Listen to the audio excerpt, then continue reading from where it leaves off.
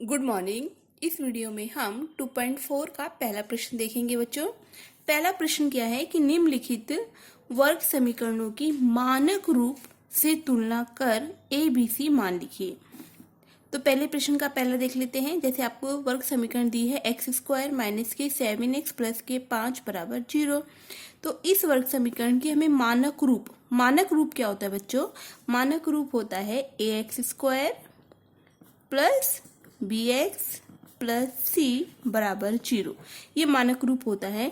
तो इस मानक रूप से हमें क्या करनी है? तुलना करनी है। तो लिखेंगे हम क्या कथी करेंगे? ax² + bx + c = 0 से हम इस मानक रूप से इस समीकरण की क्या करेंगे? तुलना करेंगे। तो तुलना करने पर लिख देंगे। ठीक है। अब उसके बाद ABC के मान ज्ञात करने। ABC के मान ज्ञात करने तो A का मान कैसे ज्ञात करेंगे? A का मान मतलब क्या होगा? A का मान मतलब इस x² के पास जो संख्या होगी वो A का मान होगा। अब हम देख रहे हैं इस x² के पास कुछ भी संख्या नहीं है। जब x² के पास कुछ भी संख्या नहीं है तो कौन सी संख्या है? A का मान क्या होगा? 1। जब कोई संख्या नहीं होती तब 1 होती है वहां पे संख्या। उसके बाद अब हम निकालेंगे B का मान। B का मान कैसे निकालेंगे? इस x के पास जो संख्या होगी, x के पास जो संख्या होगी वो किसका मान होगा? B का मान होगा। तो B का मान यहाँ पे क्या है? माइनस के साथ है। तो B का मान क्या हो गया? माइनस के साथ। उसके बाद C का मान कैसे निकालेंगे? C बराबर क्या है यहाँ पर? 5, ये वाली संख्या। तो C का मान क्या लिखेंगे? 5। तो ABC की हमने मान निकाल लिए। उसके बाद दूसरा प्रश्न देखो। दूसरे प्रश्न में क्या है बच्चों? 2m का वर्ग बराबर 5m - के 5 है ना।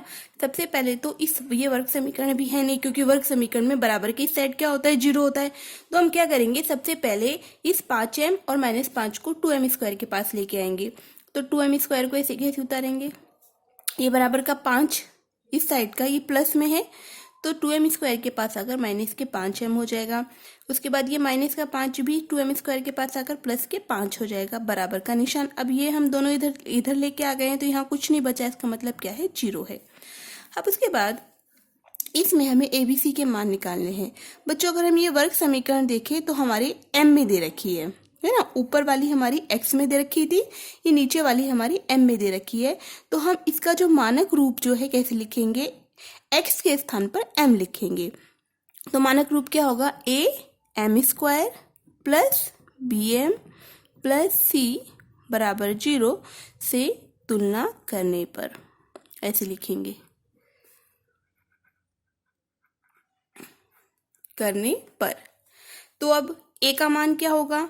जो स्क्वायर के पास जो संख्या है, स्क्वायर के पास जो संख्या है वो a का मान है। तो a का मान यहाँ पर क्या है? 2 है। 2 लिखेंगे। उसके बाद b का मान क्या? m के पास जो संख्या होगी वो लिखेंगे। तो m के पास यहाँ पे संख्या क्या है? -5। तो -5 लिखेंगे। उसके बाद c बराबर, c का मान यहाँ पे क्या है? 5। तो 5 लिखेंगे। उसके बाद तीसरा प्रश्न देखिए। तीसरे प्रश्न में भी बच्चों y का वर्ग बराबर 7y दे रखा है। तो बराबर की साइड हमें पता है हमेशा 0 होता है। तो 7y को y के वर्ग के पास लेके आएंगे।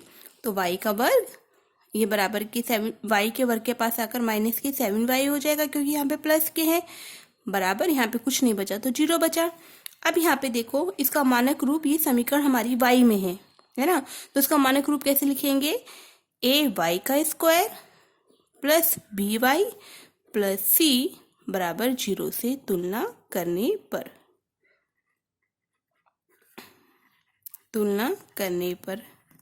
उसके बाद a का मान क्या होता है? जो y² के पास संख्या होती है। यहाँ पे कोई संख्या नहीं है, इसका मतलब जब कुछ संख्या नहीं होती है तो उसका मान कितना होता है? 1 होता है। तो a का मान क्या लिखेंगे? 1। उसके बाद b का मान कैसे करेंगे? b का मान इस y के पास जो संख्या होगी, y के पास क्या संख्या है? माइनस के साथ। तो b का मान माइनस के साथ। उसके बाद c का मान यहाँ पे कुछ नहीं है मतलब क्या है? 0 है। इसके बाद आगे का प्रश्न हम अगले वीडियो में देखेंगे।